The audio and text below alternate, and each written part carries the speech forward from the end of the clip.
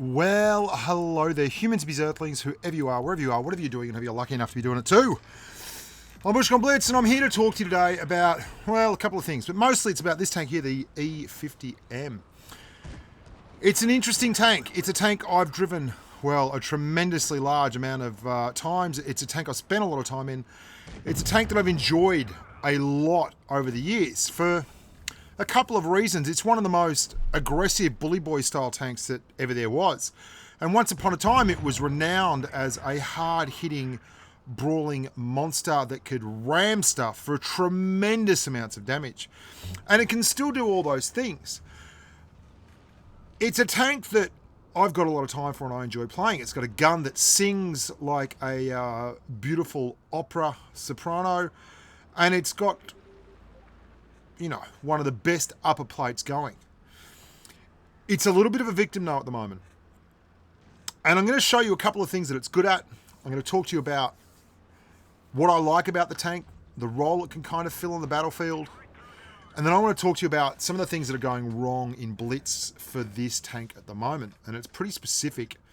And it's about the current meta at tier 10, which is really hurting this tank quite a bit. Blitz, for so often, has been a medium-dominated game. And it's fair enough that the meta's changed, and mediums are not the dominant force they once were. It's not to say that they're not bad, not good tanks. It's just to say that once upon a time, you'd roll out a game and there'd be 5 or 6 mediums in a game, and you'd be like, oh, so many mediums, this is going to be tough. Well, that's changed now. We now have a much more equitable playing field. But if anything, it moves towards more TDs. Usually the imbalance in game is with more TDs and less mediums and heavies and lights. Where this affects the E50M particularly is that its space where it used to do great work was bullying other medium tanks in one-on-one confrontations and also sniping from the back. And as you get more and more TDs in games, quite often you'll end up being forced into a role where if you're sniping, there's no one out there spotting. And you're going to see that a little later where I play a little bit in the E50M on Canyon, and you're going to see exactly what I mean. And it doesn't mean you can't win, you can't be successful in it, but that's really the space where it made its money, where its bread was buttered, quite apart from the fantastic armor profile. And you're going to see here I bounce a shot from the Leo that's blind shot right through there, because the upper plate on this thing is really, really good. In fact, it can side scrape, it can angle, and it's got an awful lot of armor for a tier 10 medium. Why is that good? Well, it means if you end up in a brawl with another tier 10 medium or even a tier 9 tank that's been upscaled, then you're going to be able to do some really good things. Because your effective armor just square on looking at the tank is about 300 millimeters, which is an awful lot. Like, your armor at the top is fantastic. And if you've got it angled like I have here, then that armor goes all the way up to, mid 300s quite comfortably. That's great. And that's fantastic. And when you get it the right situation and you're comfortable and you're intelligent with the tank, it can do really, really well. And far be it from me to cast aspersions upon the 50M, because I think the 50M is a brilliant medium. But it's not everyone's cup of tea. Now, there is the god that we like to live and die by in Blitz, which is DPM. The 50M has just abysmal DPM. In terms of just pure damage per minute numbers, it's right at the bottom of the pile. You're looking at a tank that has, compared to all the other tier 10 medium tanks, the worst DPM going. Even worse than the 4202, which has 3041 DPM, but also has HESH. The 50M also has terrible penetration numbers, which is tough enough. And that means that life can be very, very difficult to get good shots off. It's also got pretty average gun depression. You've got 6 degrees of gun depression over the front.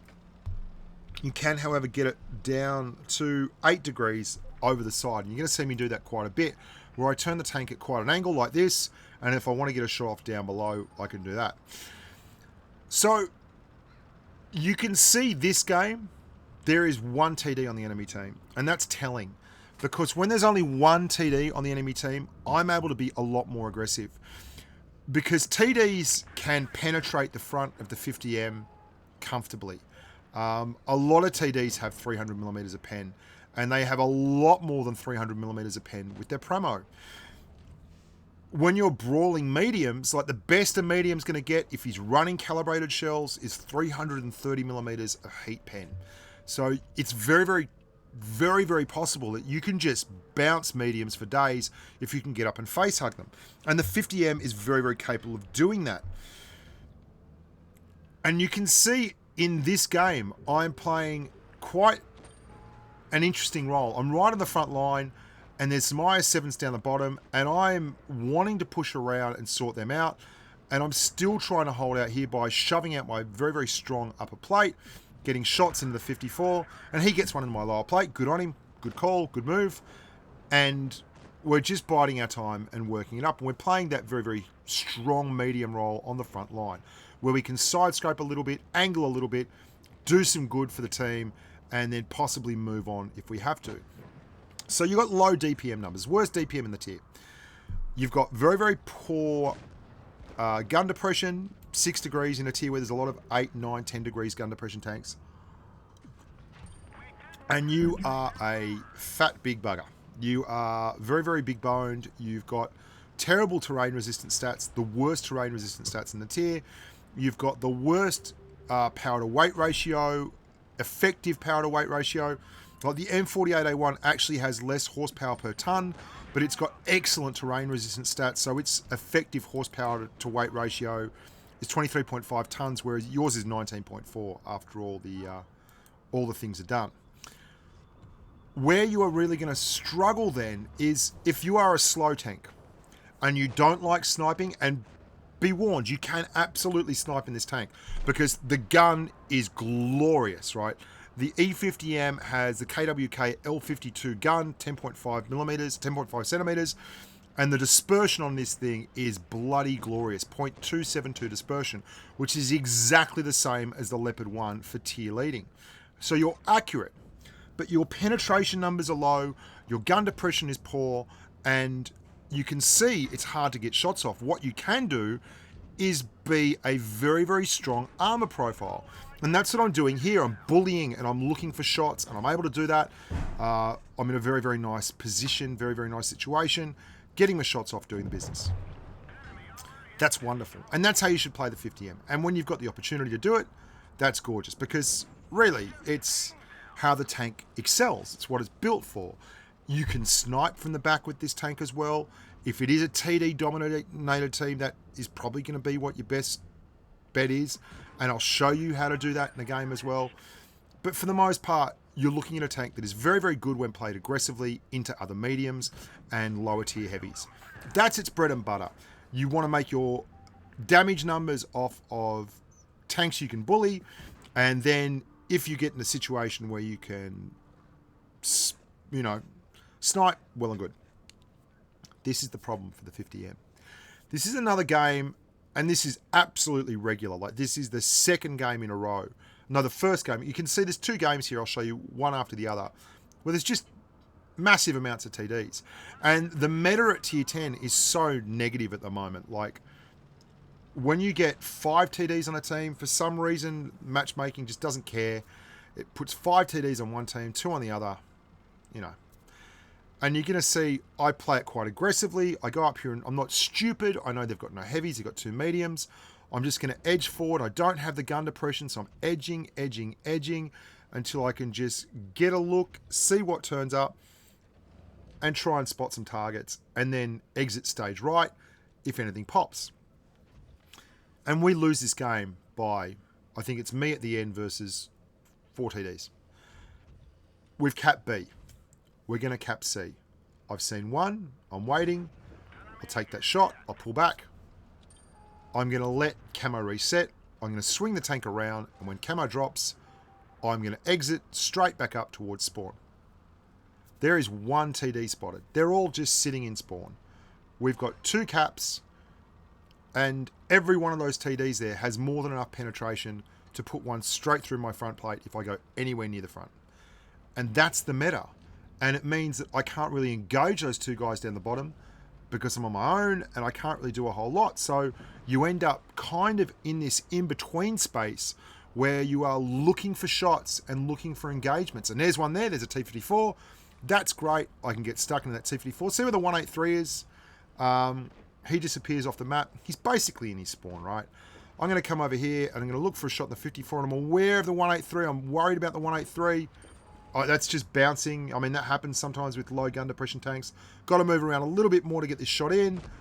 There you go. 963 damage. Just absolutely horrific. And I've lost half my hit points. And that guy has not left his spawn. There are 5 TDs on the red team. And I just tell the team, 183 still in spawn as usual. Like, I mean, that guy's not doing anything wrong. That he's completely entitled to play the game that way. But the current meta is very, very like PC. And you can see I've got 2 TDs on my team. I'm going to push up here. This is just how I like to play it and how I like to play this tank. I like to be aggressive with it. I like to get out there. I like to look for engagements that are going to suit me, and I can pick and choose. And the whole level of gameplay at Tier 10 has turned very much into a PC-oriented,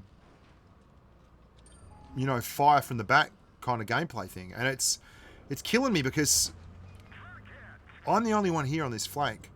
And we've got 4 guys basically sitting on that back line who are just going to snipe. One guy in the middle. One guy's walked up a little bit. There's that upper plate working there. That's a 50M. You can see the upper plate working. Really solid. They've got an E100 that's pushed around. I'm spotting targets here, which is good.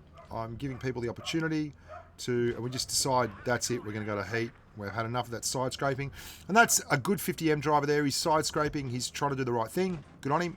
Absolutely deserves it. And I realise no one in my team is doing anything. My whole team is sitting in spawn, or near enough. It's just so negative.